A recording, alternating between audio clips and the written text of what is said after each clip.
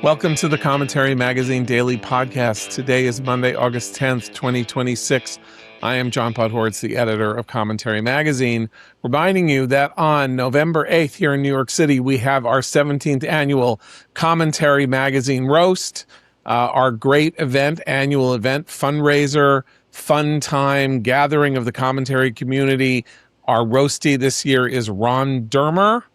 So you can go to commentary.org/roast to find out how to participate. And at that roast, you will meet executive editor Abe Greenwald. Hi, Abe. Hi, John. And senior editor Seth Mandel. Hi, Seth. Hi, John. Well, welcome to another stunning edition of Jean-Paul Sartre's No Exit. Because here we are, and I can say today on Monday exactly what I could have said last Monday or the Monday before that. We are still at war, but we're not really at war. The Strait of Hormuz is closed, but it's not really closed, or maybe it's closed. Trump's poll numbers are bad and getting worse. The indicators are that gas prices are starting to go up again. And here we are with the Israelis having rejected the Gaza Peace Commission's plan to disarm Hamas, which the more you read it, is not really a plan to disarm Hamas, since it will literally take a decade to disarm Hamas, and I don't think a decade in which the tunnels are blown up and all the arms are taken away constitutes a disarming of Hamas. And therefore, the Israelis are saying you cannot take away our freedom of action. The Peace Commission says all Israel has to do is nothing. We're going to do everything. They don't have to do anything. It's fine. And Israel's like, we already know what happens when we do nothing. So we can't do nothing. We can't make an international agreement to do nothing. And this half a loaf that you're offering us is worse than none. There are disagreements about whether or not this attitude that is being taken by the Israelis is sound. Amit Segal, who is a very aligned with the right journalist and commentator in Israel, says, on balance, he supports the plan, but the entire Israeli political establishment, from the left to the right, says no to this deal, is against this deal. So Trump's not going to get a peace deal in Gaza. He is not achieving any aims, as far as we can tell, with Iran. And then we have the one maybe bright light. And the bright light is that Trump is now signaling that he believes that Iran will inevitably collapse if we keep the economic pressure on Iran to the extent that we blockade their ability to get the oil out of the Strait of Hormuz, which we are now doing totally. According to reports this weekend, no Iranian ship with oil on it has left Kharg Island or is likely to leave Kharg Island without being interdicted.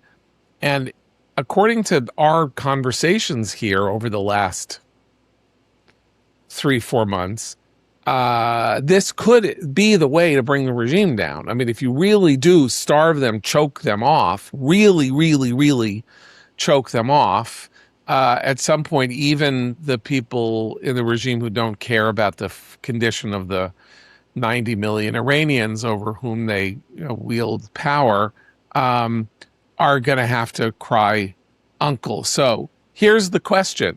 Has Trump, because he couldn't get the Iranians to do what he wanted them to do through bluffing and yelling and screaming, has Trump achieved the right policy, even though it's going to take a long time?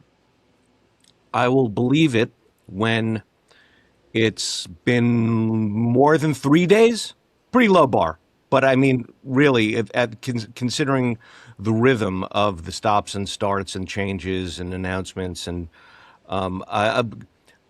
check back in on Thursday.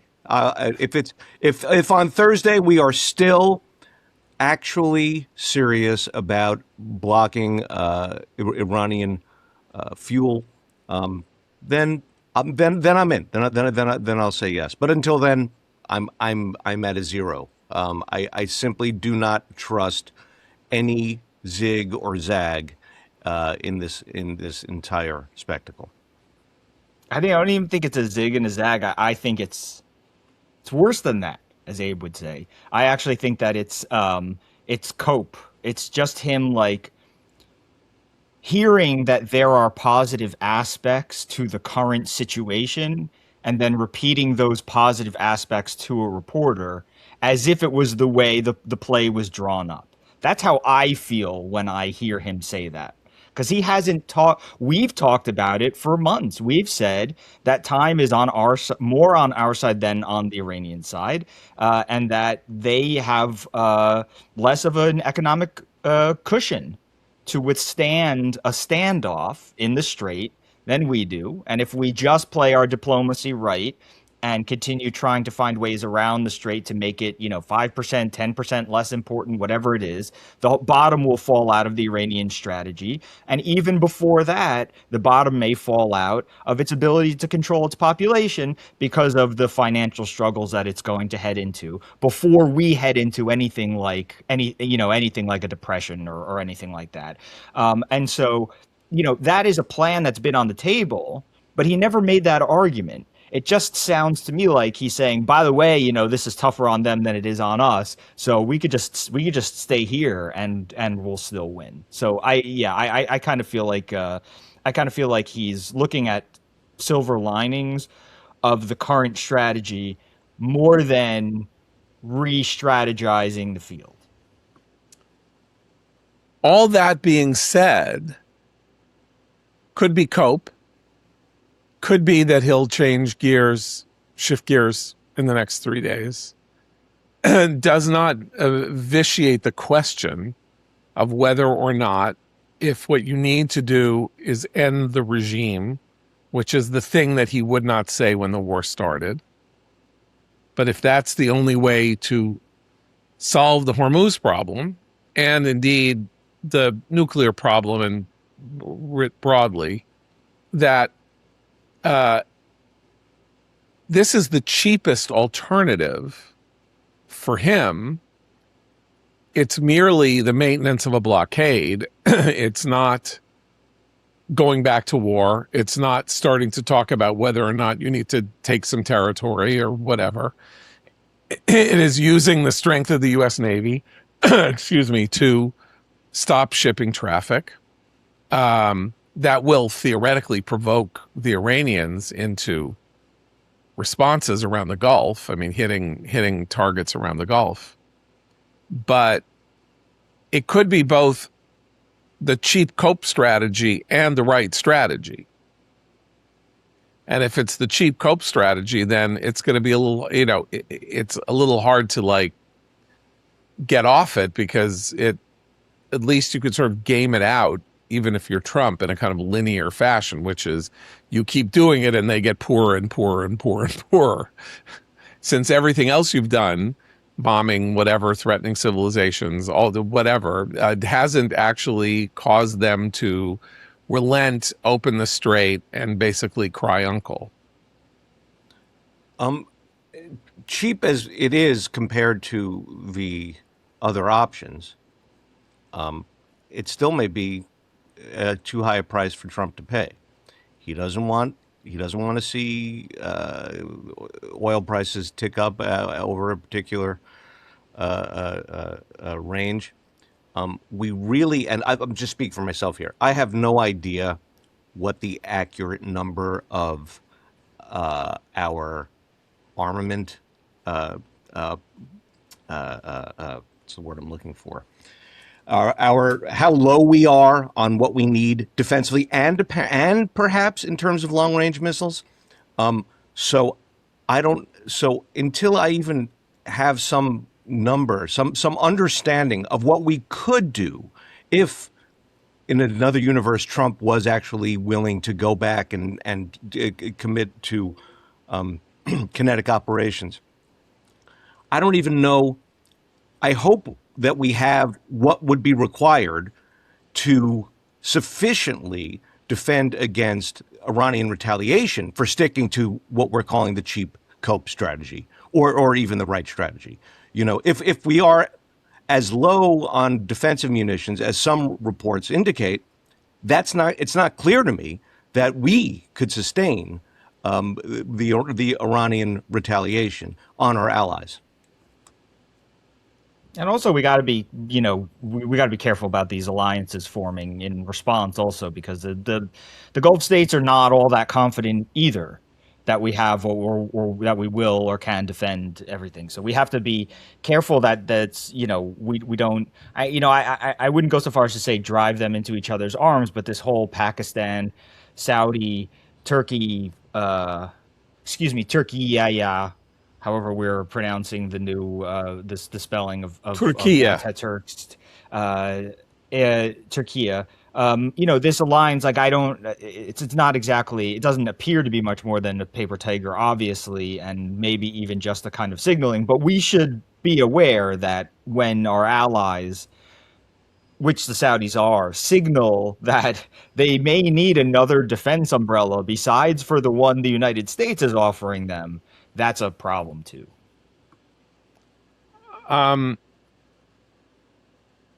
Really, 3 days into this war,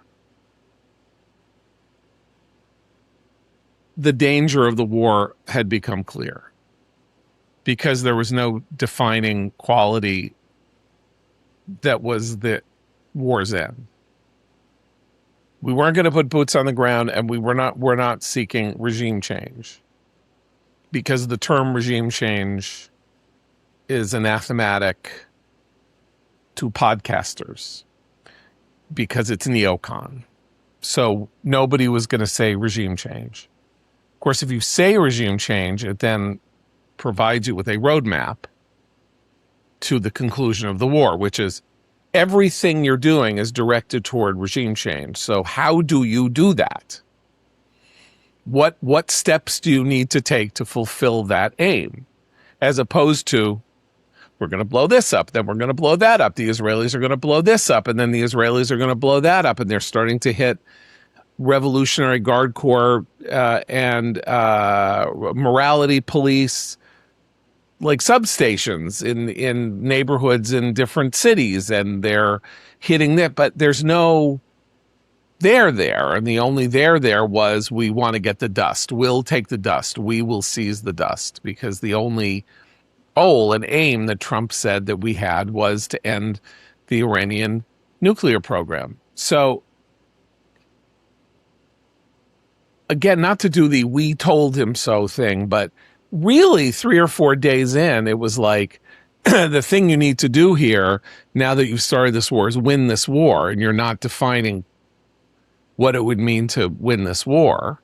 It's very exciting that you have decided to change the stagnant way the United States has viewed the Islamic Republic of Iran for more than 4 decades as a fact of life that needs to be accepted forever.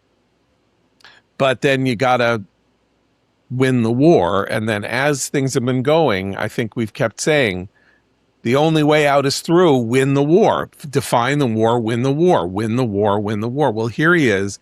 He is now in the worst of all possible situations. Never mind the United States, which we can get to. His poll numbers stink. The war's poll numbers stink. The war's poll numbers are starting to stink among Republicans. This is the major commitment of his first term, and it's failing. And so he and the Republicans are going into the midterm elections with absolutely no positive case to be made about the last 2 years of governance, aside from the passage of the one big beautiful bill, which doesn't seem to have much in the way of electoral legs, since you don't hear anybody on the campaign trail talking about the greatness of the one big beautiful bill. And the tariffs are in question. The ballroom has been frozen. The ICE is now sort of quieted down its public raids. His numbers on immigration are bad. His numbers everywhere are bad. And in the end, this is all going to be the fault of refusing to do the right things to win the war. Because winning the war would have all sorts of ancillary benefits you can't entirely guess at, but surge of national pride, a sense that, a country's monstrous regime has been ended and that the people there have been liberated from its horrible yoke, even if you don't quite know what's going to come next. Restructuring of the Middle East so that we are less beholden to or in bed with forces like Qatar that are doing domestic damage to the United States in terms of their propaganda campaigns. I don't know what, but losing is the end of everything. Like this is, I literally don't know what he goes and tells the American people, or that Republicans go and tell the American people that they should be brought back into the control of the Senate and hold the House, except that the Democrats are crazy socialists who are evil. And indeed, Abu el-Sayed is evil, and many of the people who are running are extremists who are bad for America. But that's not a case for the Republicans. And right now, the Democratic candidate for Senate in Texas is in the lead. Multiple polls, he has a small but measurable lead outside the margin of error of about 4%, James Tallarico. In Texas, the race in Iowa is a 3-point race one way or the other.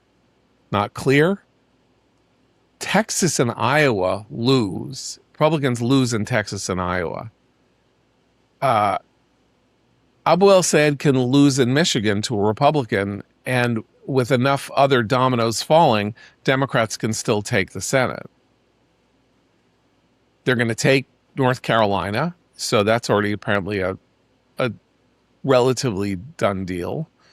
They can win Maine. They can win Alaska. They can even win Nebraska, in theory, with this independent candidate. So, and then in a wave election, surprises happen, and it's early yet. It's we're two and 3/4 months away from Election Day.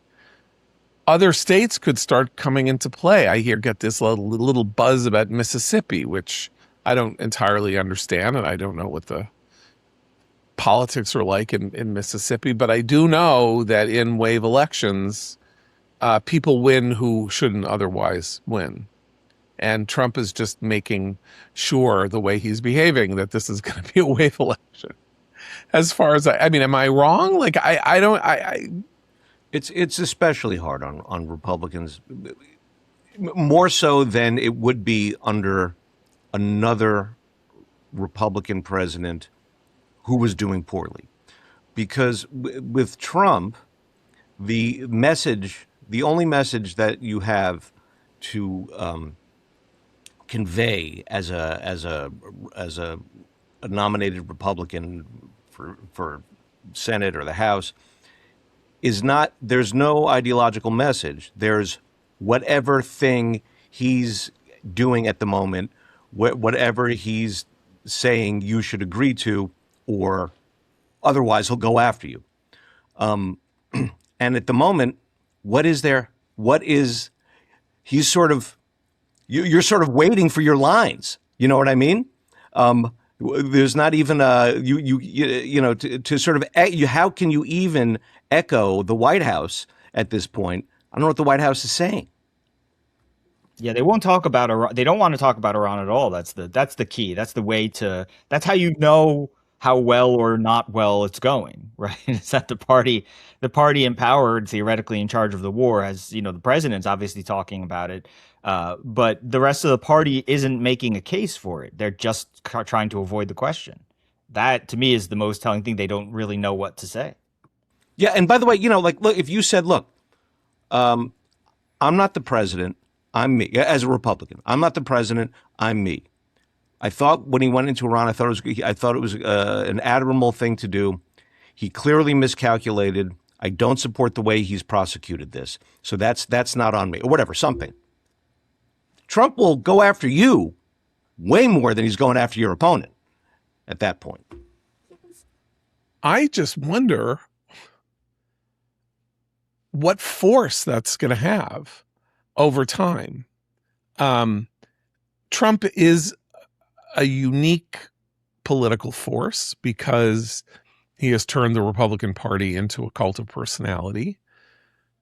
But a guy at in the mid 30s to high 30s polling is a guy who is only going to see that number degrade in this sense, which is that everybody who has decided they don't like him has decided that they don't like him, and that's independent. And so you have like 65% of the country like against him. You only have Republicans for him, and they'll fall off here and there. It's not going to get his relation to them is not going to get stronger, as far as I can tell, or there's no reason for it to get stronger. He can play the victim card, but he'll only be able to play the victim card if they win the House and Senate and go after him and impeach him and run a creditable trial. So he may be finding himself in a position where he doesn't know how to play his hand when he's in the power seat, and did not take full advantage of doing what he did by taking this shot at Iran and then putting the full faith and credit of the United States on the line, which he's done anyway, because this war ends with Iran with the acceptance that Iran has some sway or control over the Strait of Hormuz. We lost the war. Well, and also doesn't it reflect Go ahead, sorry. It just doesn't it reflect back on what you started with, which is the Gaza plan. If you are watching the Hormuz drama play out, if you are in Israel's, the defense ministry watching what's happening in the Strait of Hormuz, you're thinking, the main reason that nobody in Israel can say that they support the plan is because it's election season, and they just can't. So, it's election season, and that's the main reason. But if you're watching this play out, and you're thinking, all right, I'm getting a promise from the administration, you guys don't have to do anything until we certify that this is done. How much do you trust that certification process? If you're watching the Strait of Hormuz right now, if you're watching the kind of shifting, the clear lack of planning, right? In past wars, you would have everybody sitting in a room and a map, and you would have like 3 different options for preventing the closure of the Strait of Hormuz, right? It's like almost the first thing you would do. But even if it weren't the first thing you would do, you would certainly have reactive measures on the board. So if you're watching that, if you're in Israel, you're thinking, I'm not really going to, accept promises like that. And that's going to be true of conflicts all over the world. We often bring this back to China and Taiwan and what people see and what people expect of the U.S. if and when that conflict turns really hot. And this is just another example of it, I think. But, to me, it's like you've got Trump likes his reputation as a peacemaker. He really likes claiming he solved conflicts. But his inability to win when winning's on the offer is actually going to make it harder for him to do diplomacy in all these other areas where he has active negotiations going. To me, the blueprint was sort of in the Russia-Ukraine endless negotiations.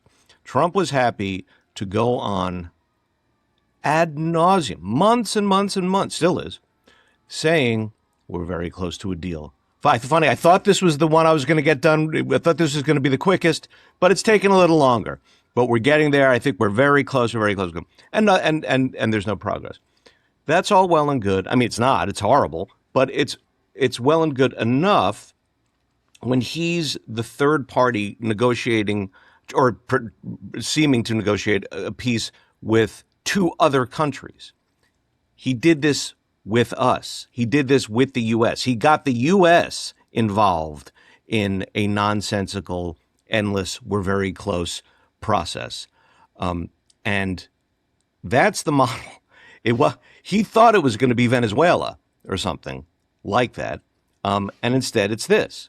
And I just see no end in sight. It's, we knew this with the Gaza peace board too. I mean, we knew that it's kind of like when people who move in to a new home and they never fully unpack. They kind of live out of boxes, forever. That's like, it's a substantial thing to move from one place to another, but you never really unpack. And that's like Trump with the Gaza peace. That's the Gaza peace board. That's where we are with Iran now, In my book, Hell of a Ride, which was published in 93 and which is about the decline and fall of the first Bush administration from a high of 90% in the polling in March of 1991 to getting 38% of the vote in November of 1992, which is obviously an extraordinary fall from grace. I noted as I was reporting the book out and thinking about American history that unsuccessful presidencies end up having strange symbolic events that seem to herald their collapse. Famously in the Carter administration, or infamously, it was the fact that the president of the United States in a rowboat near his house in Georgia was attacked by a feral rabbit that had to be beaten off the boat before it attacked everybody.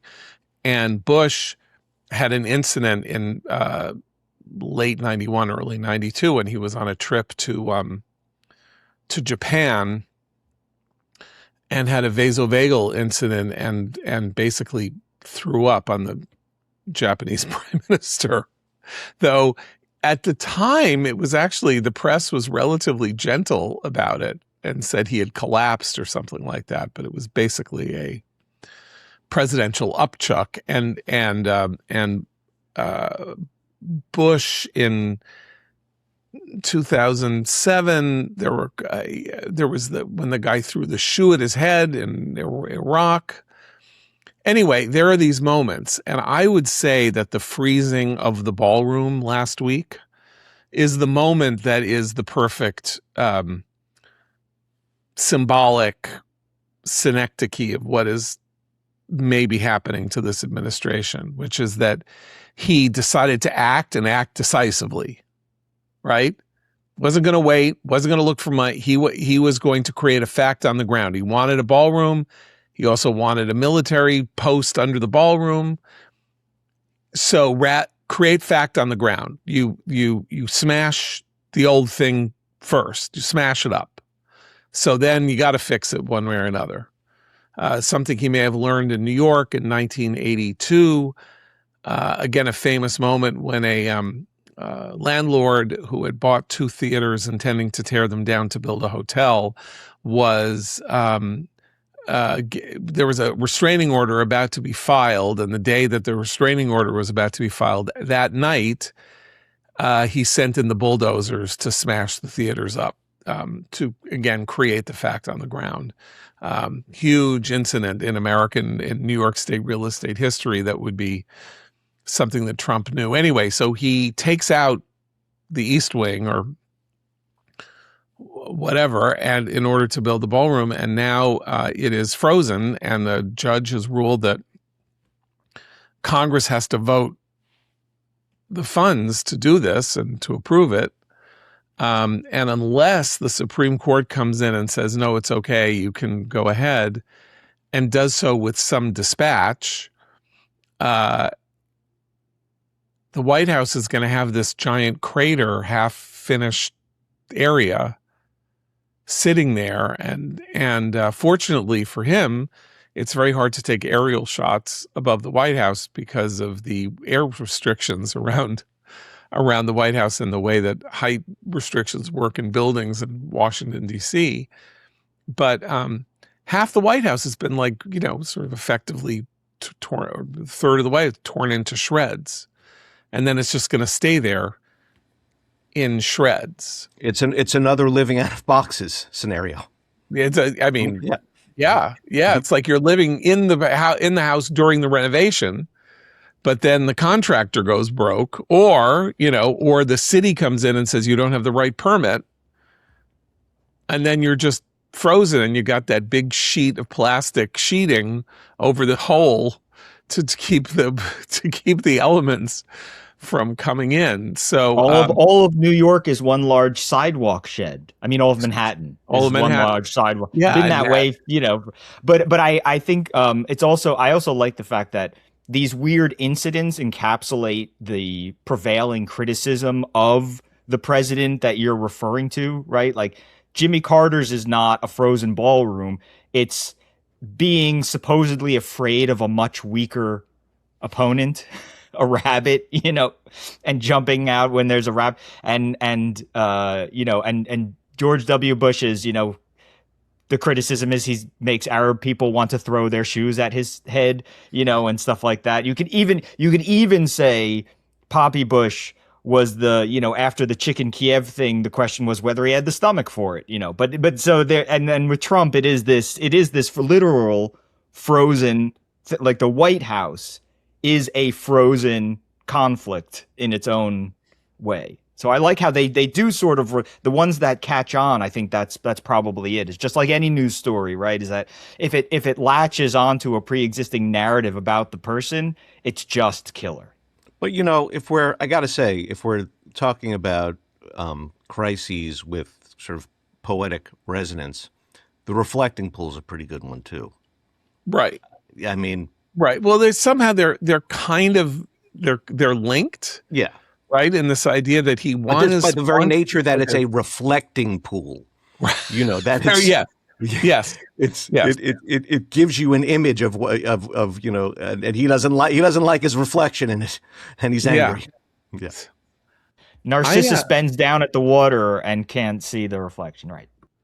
Yeah, and then obviously that's a criminal act, and people have to go to jail for it. So my question then is this: I still think that the best way out is forward, which would mean winning the war. But when you read about what everybody is saying internally about the things that Abe was talking about, the defensive munitions crisis and all sorts of other things, though of course, we don't have a munitions crisis. Nobody is saying we have a munitions crisis. The bombs that we were dropping in March are the same. We still have the same bombs to drop. What we don't have is a sort of like, a dome of protection around our forces necessarily, or around the Gulf, because those have been eaten up. But we have 800 or 900 of them left. But, people fought wars before there were defensive missiles. I mean, we fought wars in Iraq and Afghanistan without defensive missiles. So now it's like we can't fight a war without defensive missiles. Fine. I will accept the contention that the military is effectively refusing to do so. But then we've lost the war no matter what, because there's no solution to this problem that is positive for the United States, aside from Iran agreeing voluntarily to exit the Strait of Hormuz and leave it open. At this point, anything less than that is a defeat for the United States, unless, again, the choking strategy. Now that's what could be the end result of the choking strategy, of the blockading strategy. But I don't think that happens in 3 months. It's not going to happen before the election. And by the way, it doesn't matter. Like, even then, it won't matter that much because he'll be ruined anyway.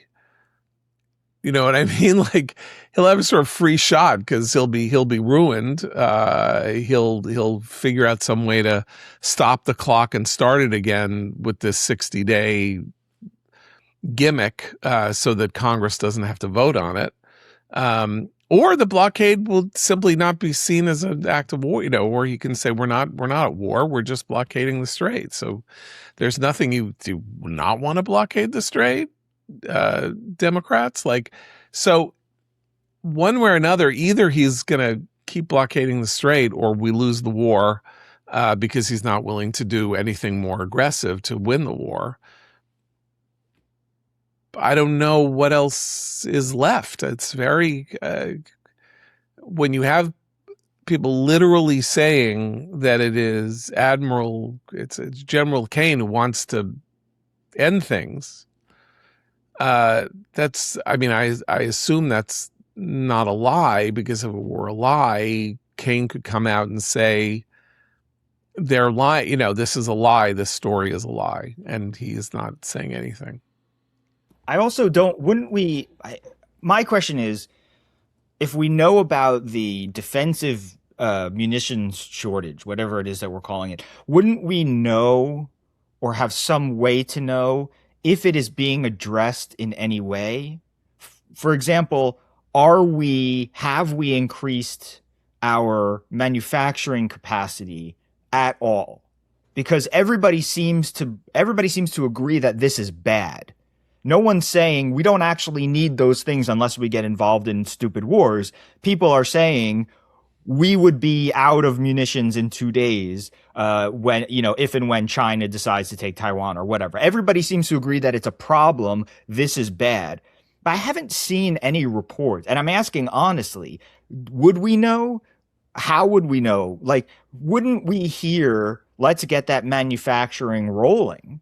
Let's get it, let's get everything, let's get the engines rolling, and let's just start and at least start to try to set us on a different course. That it won't affect this war. Well, fine, but wouldn't we want to wouldn't we want to do something that says in 5 years we'll double our capacity? Yeah. No, but I've got an answer for you, because there are two answers and they are mutually contradictory.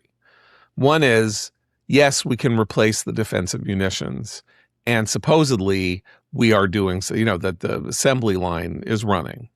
Two, we have a wrong strategy with defensive munitions going forward, because we have this asymmetry problem, which is that our defensive weaponry costs $2 million a missile, and a drone costs $25,000.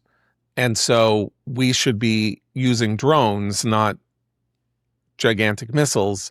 We should be adapting our defensive capability to the battlefield of the 21st century, the way the Israelis are, the way the Ukrainians are, and that we need to restructure our view of what it means to have a defensive capability as part of your warfighting machine. So if you have to go into full production on the Patriots and on whatever the other stuff is that is so valuable, you are by definition creating an opportunity cost for the Pentagon of the future that should be taking an entirely different tack based on what we've learned in the last 4 years from Ukraine, from the Israel war in Gaza, and from our own conflict here in Iran, where, we're not being particularly bedeviled by drones, but could we use drones more effectively? Could drones be part of and they are part of our harassment strategy, but in other words, that we go full on. And so that's that. There's no solution. We have no choice but to replace what we have, so we're not left without any of it.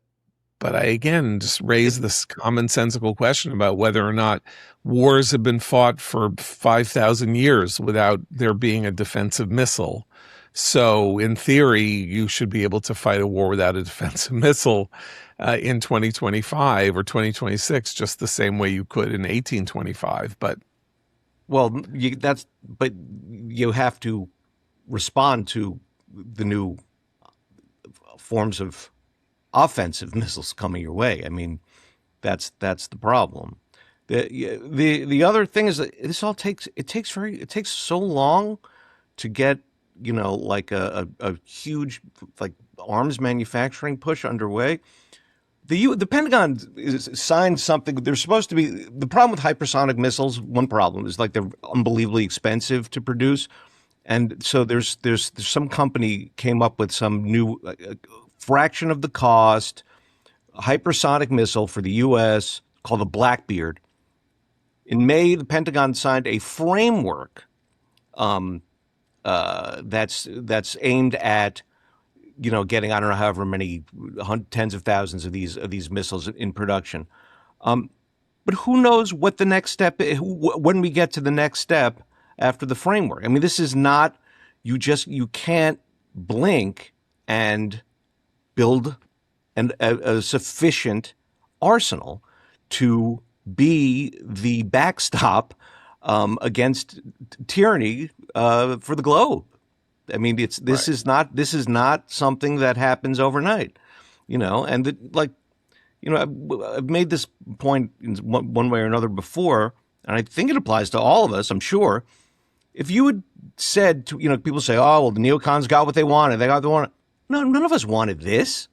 If you had come to me, and any of us, I'm sure, in late January and said, hey, we're going to go into Iran. What do you think? I go, great.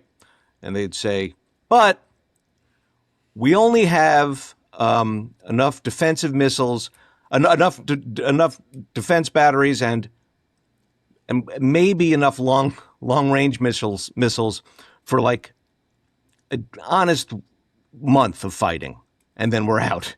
I'd say, no, then don't do it. Build up.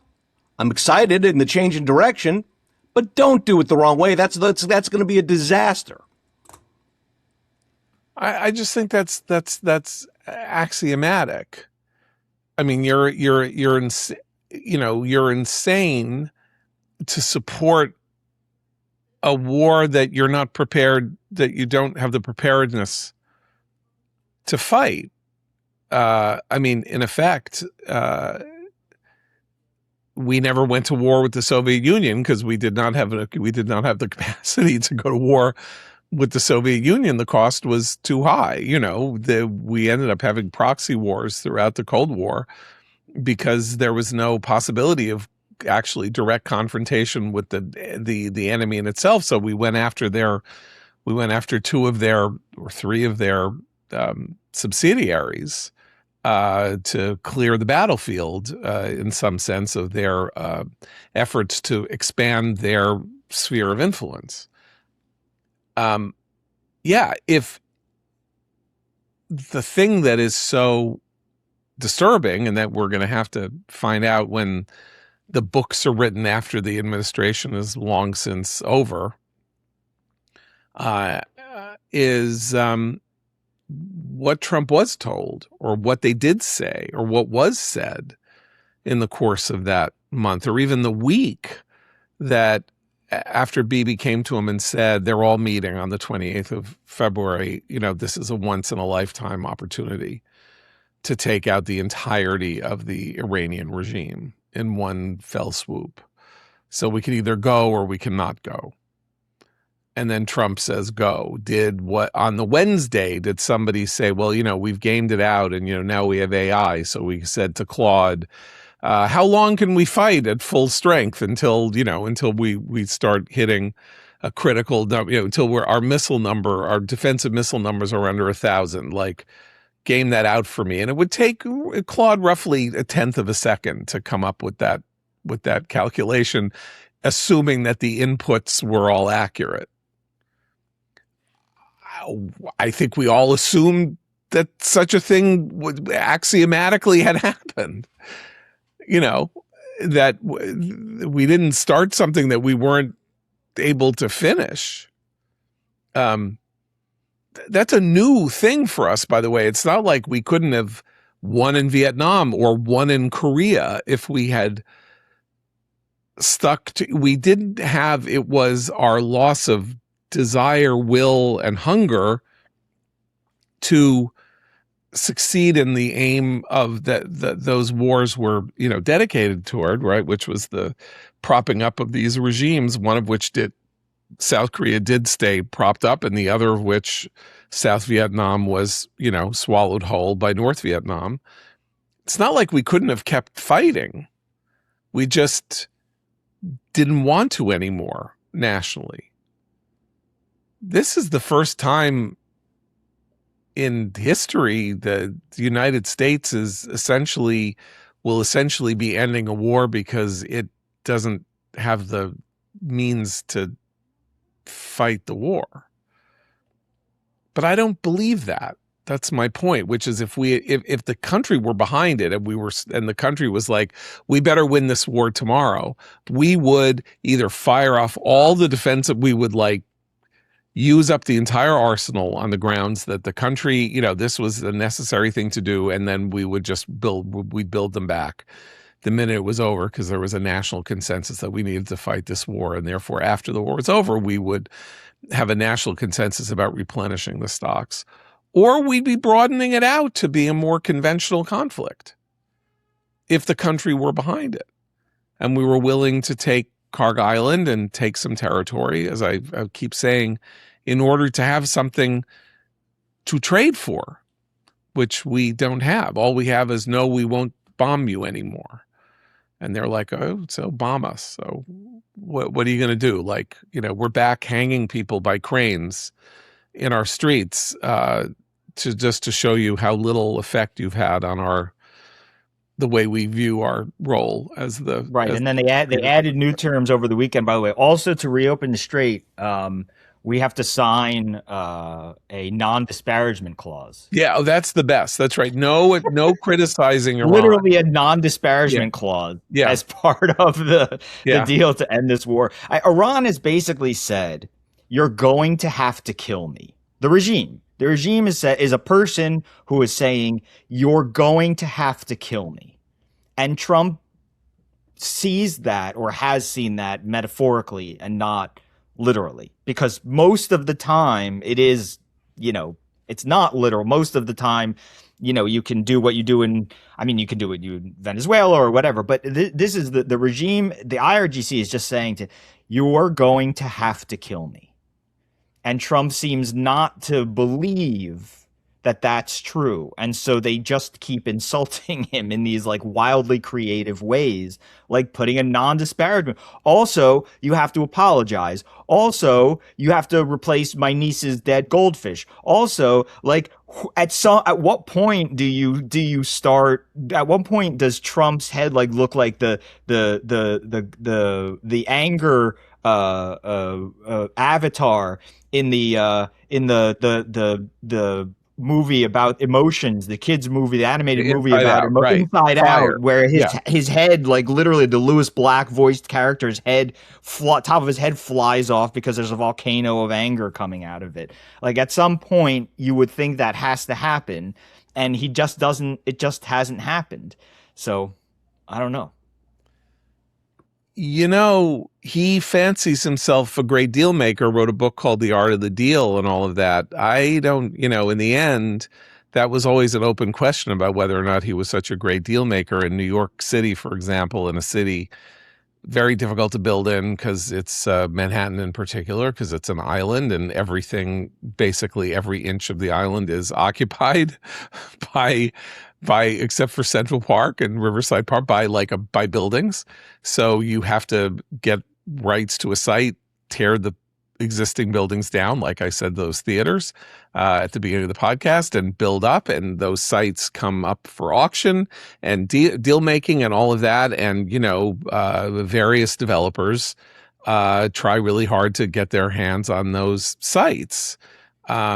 A friend of mine who is a major New York real estate developer said to me in wonderment in 2016, when Trump was, making his way to the nomination and the presidency, the funny thing about him is, in his entire career as a real estate developer in New York, he has built 3 buildings, and I've built 15. Now, I'm not saying I'm the greatest person ever, but he only built 3 buildings. What he did was market his name, but he's not a builder. So in the end, he couldn't make these deals. His great successes in life were signing a deal with NBC to become the star of The Apprentice, and the bankruptcy game, the loss of money in 1991 that led to him paying no taxes for 18 years and effectively having the tax system subsidize his wealth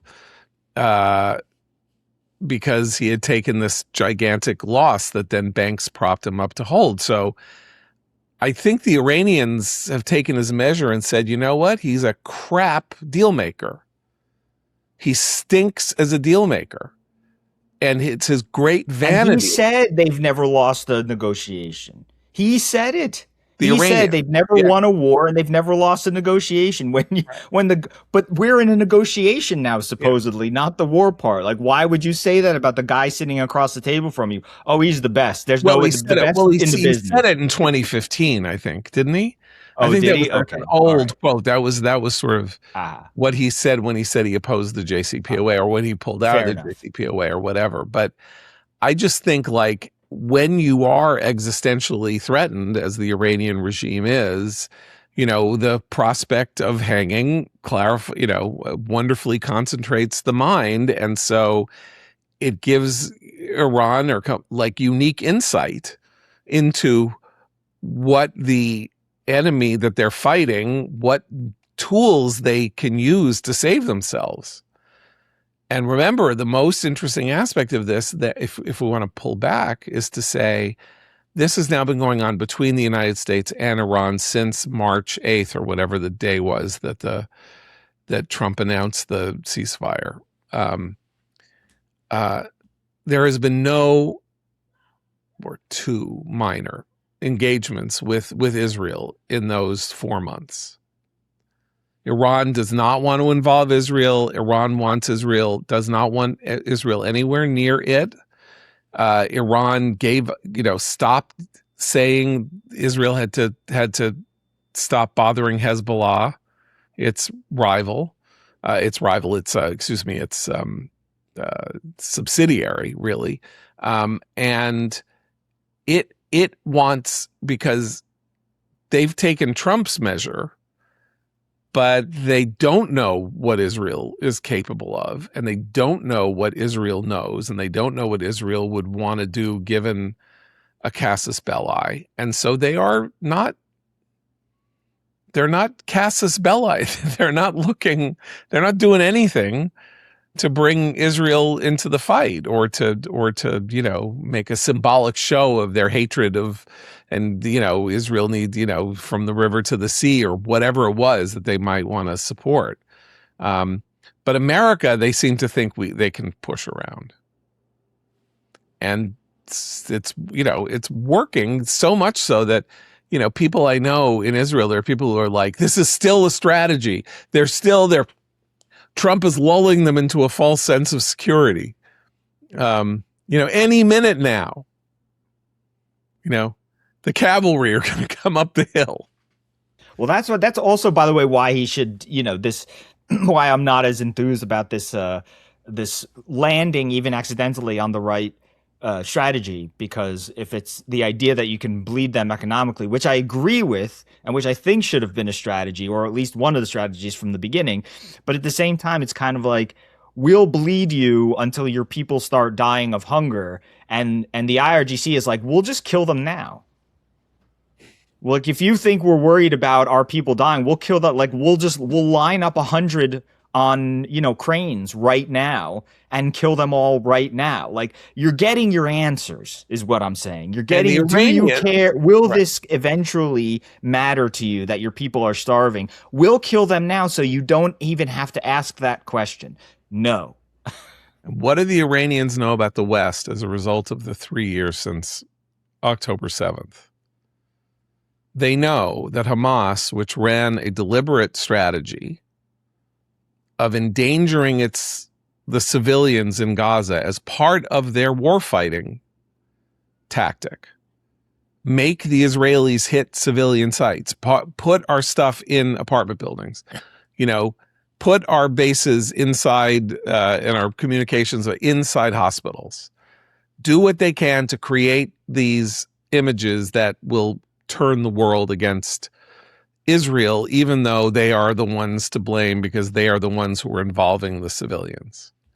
So the Iranians look at the West deciding that Israel is a genocidal nation, having committed genocide in a land where the population is larger now than it was before the genocide began. And they're going, this is what the West is like. They'll always blame themselves. Trump is the one who's going to suffer, not us. Note how nobody is talking about how evil the Iranian regime is anymore. If they even did, if they even were. They weren't. They didn't. And so they were right. Like, they can do whatever they want. They killed 40,000 people. It was still less of a news story than Israel and its behavior toward Gaza. Months after the guns had gone silent in Gaza, Gaza was still a larger story than Iran's slaughter of 40,000 people. I mean, that's a whole other aspect to this, by the way. That is just it's just so bad for Trump, bad for the U.S. Iran killed 40,000 people, and Trump said to the Iranians, "Yeah, help is on the way." Mm-hmm. So this, whether he articulated it or not, was a regime change war. What else could help is on the way mean? Either we are going to get rid of this regime entirely, or it will be so transformed as to no longer be a mortal threat to the people of Iran. Huge failure there. I mean, he never had to say that. When we start, before the war, back in January, when he said help is on the way, again, I keep mentioning like I'm a prophet, but I reminded people on this podcast of the occasional horrors of the Cold War, when captive populaces behind the Iron Curtain came to believe that the United States was going to help them if they rose up against their communist dictators. That was Hungary in 56 and Czechoslovakia in 68. And in 56, things were said relatively comparable to help is on the way. And the Hungarian Revolution was a sort of amazing popular uprising against this communist regime that was savagely crushed. And we don't know the extent to which the uprising was supported by the idea in the heads of the people who went into the streets that the cavalry in the form of the democratic West was going to come and help them, pull off this yoke. And in Czechoslovakia, similarly, the idea was somehow that the United States would, at the very least, keep the Polish, the Czechoslovakia regime from bringing its boot down, which it kind of did. And so then the Soviets had to roll their tanks in and crush them. With tens of thousands of deaths. When we learned our lesson and didn't talk about help being on the way, that also wasn't that satisfactory, right? Because Tiananmen Square, there the Chinese rose up. They were waving American flags. They were carrying around carrying around copies of the Statue of Liberty and all of that. And we said nothing on the grounds that we knew perfectly well that we could not intervene. We had no capacity to intervene in any way that would help, in Beijing or in China. Like, that was beyond our reach and beyond any rational understanding of risk reward in terms of American power. But that's why you got to be careful and not say things like help is on the way so that people will then get murdered. So yeah, do we have blood on our hands? In that sense, we kind of do. I mean, it's well-meaning. It's like, but the intent wasn't to cause bloodshed. But when you're careless and heedless and you don't follow the lessons of history and you're reckless, you're And Trump. look, And George W. Bush got rid of Saddam and deposed the Taliban. You could say the price in blood and treasure is too much. It's a very good argument, very serious argument. I'm not dismissing it, but he did it. Yeah. Help came, and then Biden reneged it in Afghanistan. But anyway, this is a totally different story. Yeah. Okay, I'm going to make a quick recommendation, then we can go. Tony. I didn't do this on Friday, did I? Just remind me that I didn't. You did. I did Friday? Yeah, I think I so. did. Okay, then Yeah. then I'm so you've now become witness, you lovely people in our podcast and YouTube audiences, to my creeping cognitive decline. And when you hear Abe say things like, I've never seen him more energetic and more active, and I can't keep up with him, and all of that, that's when you'll know that a great wall of dishonesty and silence is being created to protect me from the revelation that my cognitive faculties have become so impaired that someone else must take over the podcast. So I have no recommendation, therefore, and we can take this till tomorrow. So, embarrassedly, for Seth Mandel and Abe Greenwald, I'm John Podhoretz. Keep the candle burning.